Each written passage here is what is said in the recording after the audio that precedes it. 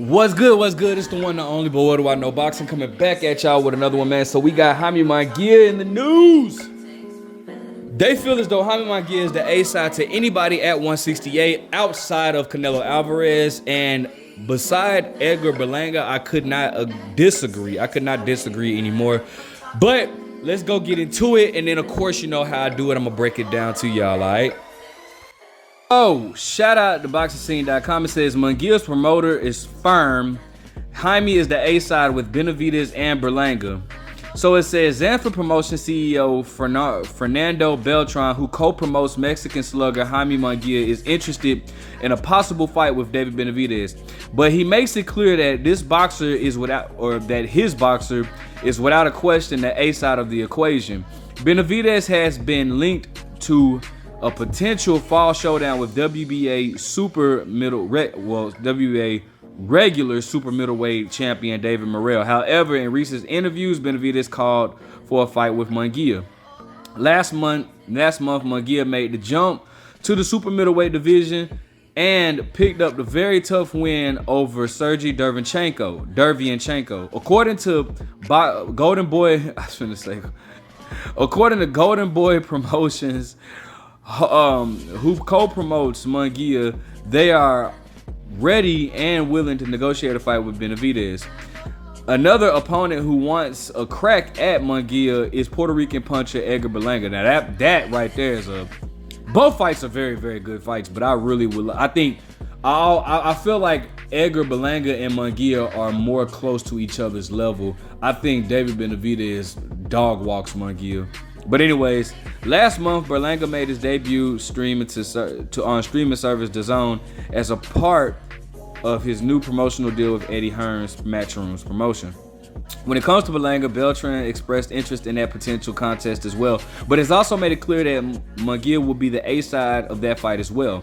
We are ready to face whoever the people want. If Berlanga is the best option, we can go with him as long as his promoter is clear that we are the A-side of the equation. The fight is going to be wherever we say, and Jaime will get the better percentage of the purse if they really want to fight.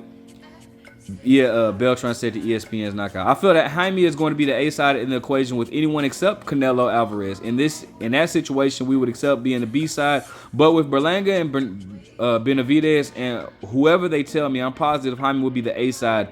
That's why we want to proceed. In his last fight, Munguía, 42-0 with 33 knockouts, was tested like never been before. After getting seriously hurt and on more than one occasion against Derevyanchenko, Jaime Munguía scored the knockout in the 12th and final round, which made knocked down in the 12th and final round, which made the key difference on the scorecards. All right, so I could not disagree with this anymore, except for Berlanga. But let's talk about this, bro. Now, I couldn't disagree with that anymore because first and foremost, what have you done at 168? As a matter of fact, what have you even done at 160? You haven't been a champion since you were at 154.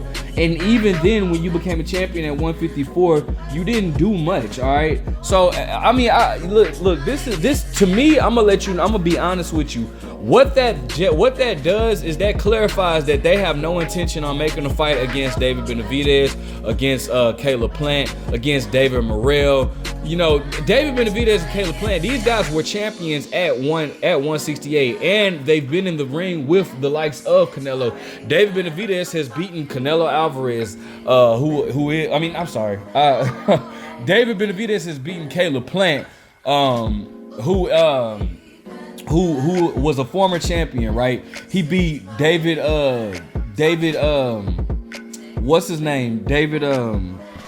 Lemieux. He beat David Lemieux, former champion. He beat Anthony Durrell, former champ. Like, so obviously, it's obvious that, you know, David Benavidez has the better resume at 168. Also, I would just really like to know where does Jaime Munguía become justified to be the A-side against any of these guys, bro? Jaime Munguía is not selling out arena after arena on pay-per-view or he's never even fought on pay-per-view before. So how does he become the A side? Furthermore, how do you guys, like, bro, that it makes no sense. You haven't even accomplished anything. You weren't even a champion. You did jack shit at 160. I mean, let's just be honest, bro.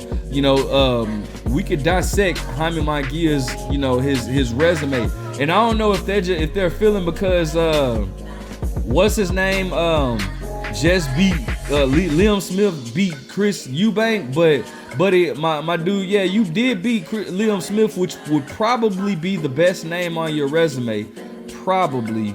But bro, that doesn't justify you becoming an A side, dog, because bro, you literally have not done anything to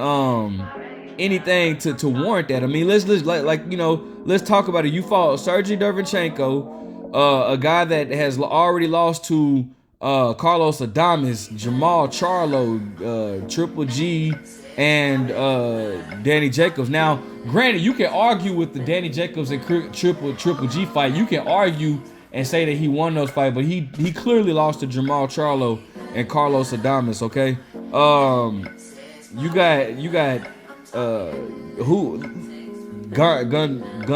Gonzalo. God, we haven't heard of this dude before, and we're not gonna hear this dude after. Jimmy Kelly, Demetrius Ballard. Did he? Why did I think that he fought Triple G? I'm tripping. Did Demetrius fight Triple G? No, okay, no, he fought Shane Mosley Jr. Thinking of somebody else, but anyways, you fought Demetrius Ballard. Like that.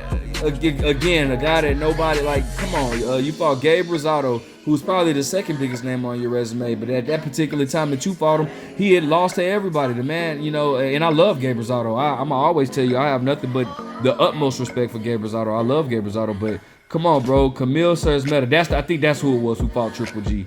I mean, Gabe Rosado did too in 2013, but that was a long time ago. But I think it was Camille. I was thinking of Camille Sarsmeta.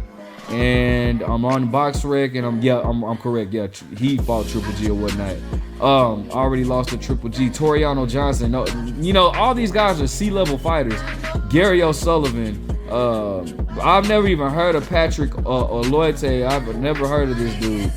Dennis Hogan already lost to. He already lost to. He lost to Jamal Charlo.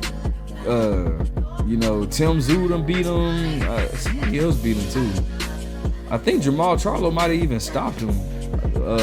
Somebody else beat him too. I can't remember who else beat him. But anyways, bottom line is the man Jaime Munguia has done nothing to solidify himself as being an A side with a David Benavidez. Edgar Berlanga, cool. Yeah, if you want to say you're the A side over Edgar Berlanga, cool.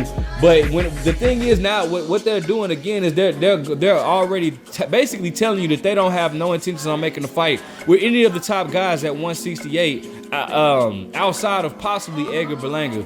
And because these guys have been champions in this weight class, Caleb Plant, even David Morrell.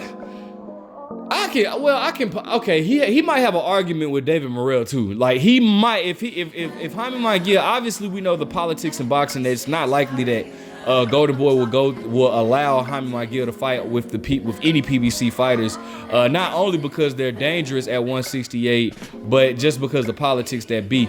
But if he wanted to push for an argument that he's the A side against David Morrell, yeah, I think he can get away with that too.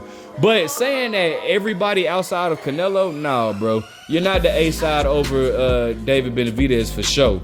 All right, and Caleb Plant either. These guys, you got to think about it, bro. These guys were in there with Canelo Alvarez, and although not David Benavidez, but Caleb Plant, he was in there with Canelo Alvarez, and although he didn't win, but you got to think, look at that, how much money he made. So what money are you going to offer him to make him feel like he's the B side? Like, no, you can't offer him no money like that Canelo could. Like, bro, I just honestly, bro, I'm sorry, bro, but no, that's not what it is, and that really irritates me because I was already irritated at how they were pushing Jaime Munguia at 160.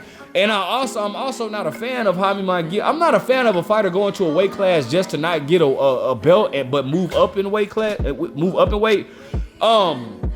I understand Gabe Rosado doing it from 150 to 160, 154 to 168. I understand Gabe Rosado doing it because at least Gabe Rosado fought the top guy in every weight class, bro. He fought top guys in every weight class, so I can understand him moving up. Like, all right, cool. But Jaime Munguía didn't even fight the top guys in any weight classes, bro. At 154, he did not fight the top guys. At 160, he did not fight and had the opportunity. Jaime Munguía had the opportunity to fight Demetrius Andrade. Jaime Munguía also had the opportunity to fight Janabek, the Janabek guy or whatnot. He turned both of those fights down.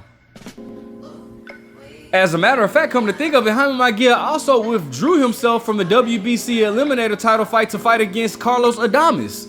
So those are three big names at 160 that he turned down. Like he had a chance to fight. He was Demetrius Andrade's mandatory. So like, bro, like you didn't even do anything at 160, but now you're gonna move up to 168 and all of a sudden claim that you're the A side, bro. Like stop with the cap, man. Like, bro, that's it's nothing but BS, bro. You know, and I don't even want to come at Jaime Munguía. More so, I want to talk about it's more so his promoters and his handlers, because I believe Jaime Munguía is not afraid of none of these guys. But his handlers are just, the way his handlers are handling him, man, it's ridiculous. Let me know what you guys think. Make sure you guys like, comment, subscribe. But what do I know?